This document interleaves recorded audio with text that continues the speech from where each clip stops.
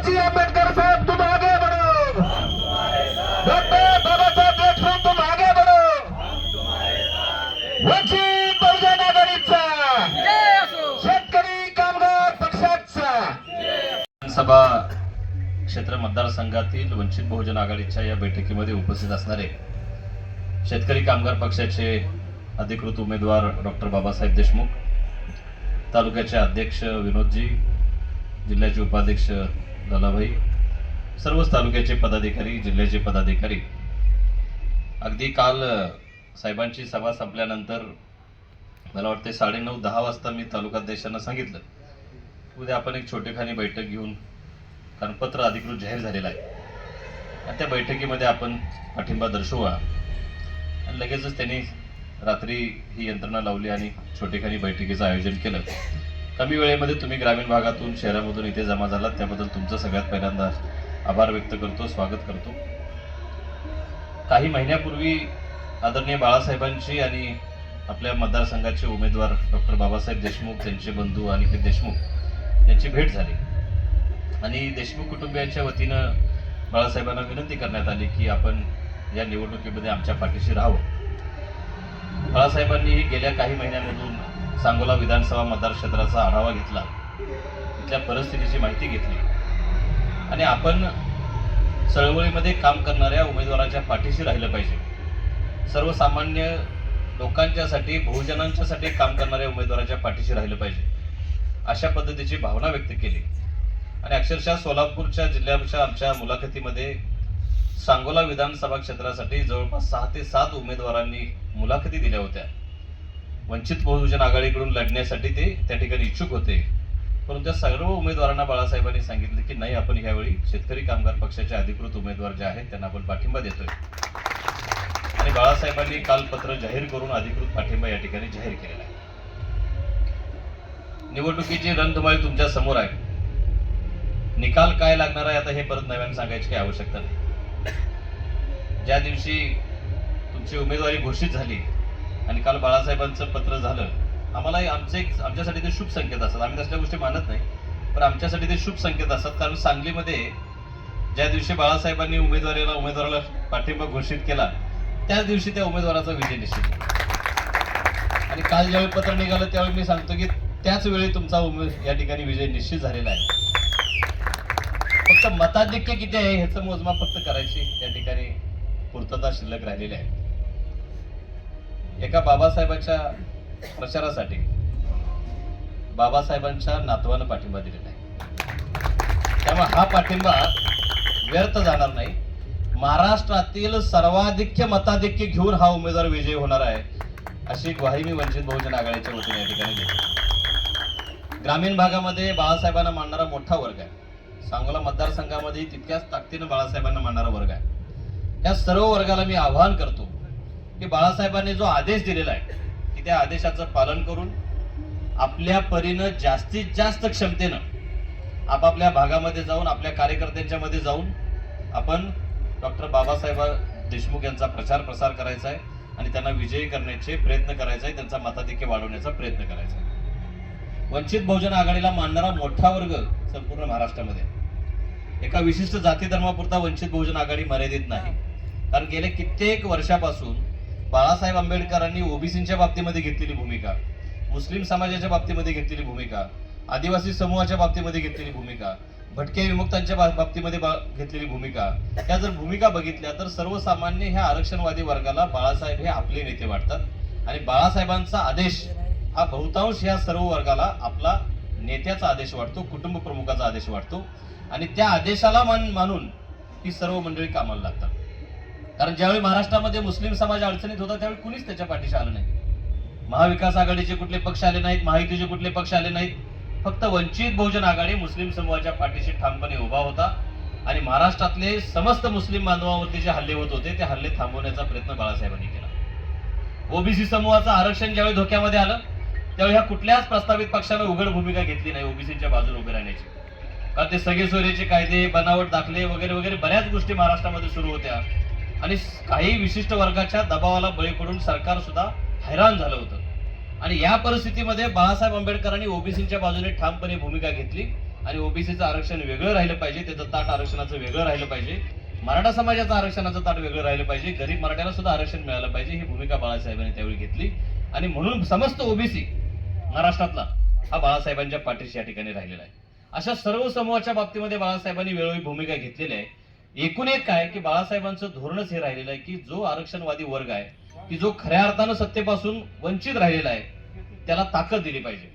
आणि तशाच पद्धतीची भूमिका या सांगोल्यामध्ये केली. कारण सांगोल्याचं एक वैशिष्ट्य आहे, या 2024च्या निवडणुका महाराष्ट्रामध्ये आणि झालेल्या लोकसभेच्या निवडणुका जर बघितल्या देशामध्ये तर पैशाशिवाय निवडणुका होत नाहीत हे आपल्या सगळ्यांच्या लक्षात येतं. कोटी कोटी रुपये उमेदवारांच्या जवळ सापडायला लागलेले आहेत. प्रचंड पैसा या निवडणुकीमध्ये यायला लागलेला आहे.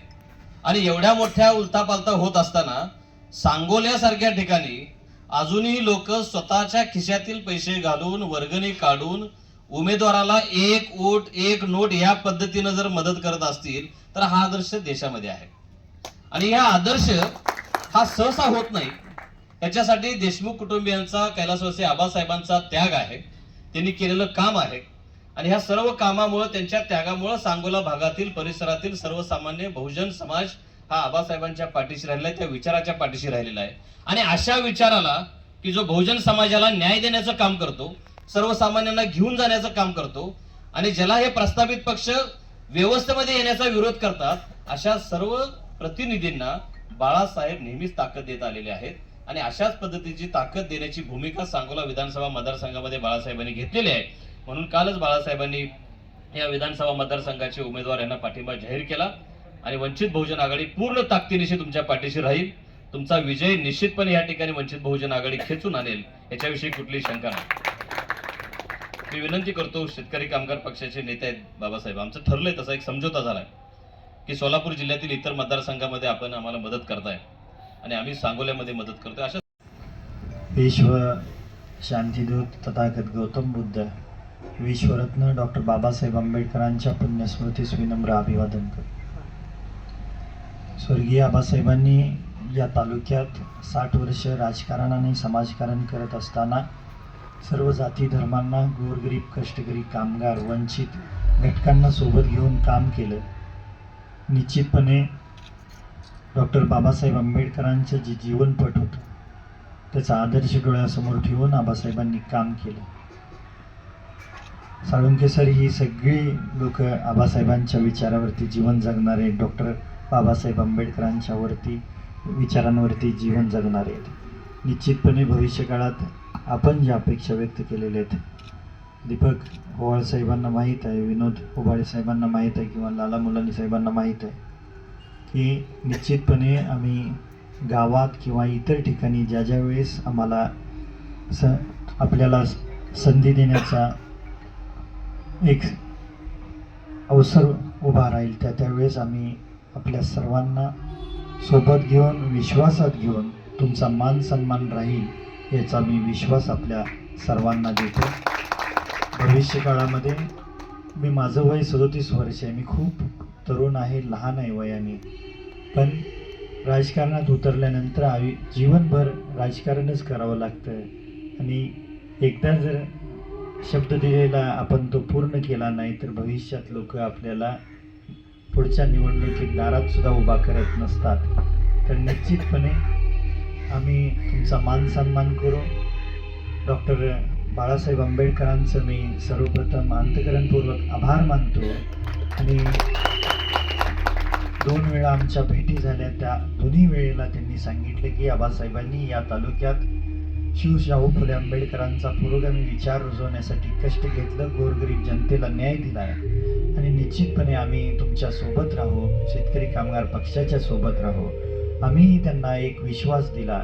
साळुंखे सरांनाही सांगतो की जिल्ह्यातल्या इतर ठिकाणी जे उमेदवार आपले असतील त्या ठिकाणी आमच्यासारख्याची कुठं मदत लागली तर निश्चित सांगा, आम्ही आपल्याला मदत करू. कारण अशा अडचणीच्या काळात आबासाहेब हयात नसताना आपण एवढ्या ताकदीनं आमच्यासोबत राहिलात.